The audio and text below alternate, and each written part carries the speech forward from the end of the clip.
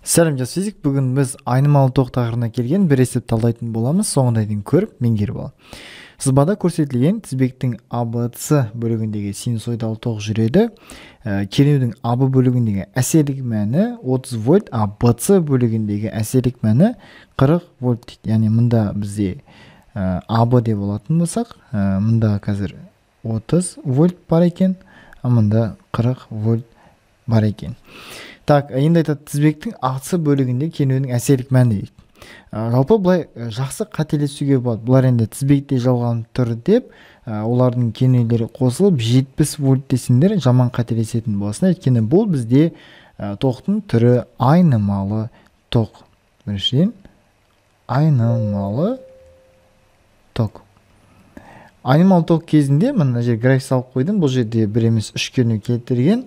Бұл жерде активті кедергінің кернеуі, одан кейін сыйымдылық кедергінің кернеуі және де индуктивті кедергінің кернеуі. Осы жерде қарасында, мұнда индуктивті кедергінің кернеуінен сыйымдылық кедергінің кернеуі азайтылады. Сол кезде бізде бір катет шығады. Активті кедергінің кернеуі екінші катет. Яғни осы екеуін қосатын болсақ, бізде Пифагор заңы орындалып тұр осында. Яғни осы кезде Пифагор заңын қалай қолданады десеңдер, яғни жалпы тең болады. Яғни мысалы актив кедергінің кедергісінің квадратынан қосамыз, мына екеуін азайтындысы L минус UC сыртында квадраты барлығын түбірге алып жібереміз. Яғни біз осы формуланы қолдануымыз керек болады. Бірақ бұл жерде сыйымдылық жоқ. Конденсатор жоқ, сол себептен біз мынаны алып тастасақ болады. Жалпы тең болады. UR квадрат қосу UL квадрат деп. Екеуін ала саламыз. Яғни бізде есептің шарты бойынша UC-мыз жоқ, яғни нөлге тең.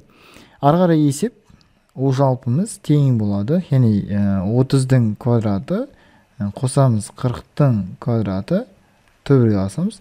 Пифагор үштігі ретінде алып 50-де салуға да болады негізінде. Жауабы 50 деп та. Бірақ енді доказательно шығарамыз десек, 900 қосамыз 1600. Так, түбірдің астында қосқан кезде 2500. 2500-ден түбірден 50 вольт шығып кетеді екен. Мінекей жігіттер қыздар, бұл есеп шығару жолы осындай болуы тиіс, басқа шығару жолы негізінде болмауы керек. Әртүрлі лайфхактар ұсынады, бірақ негізгі шығару жолы осы. Егер терең меңгерем десең, осы жолмен шығарып берейін. Келесі сауларда кескенше.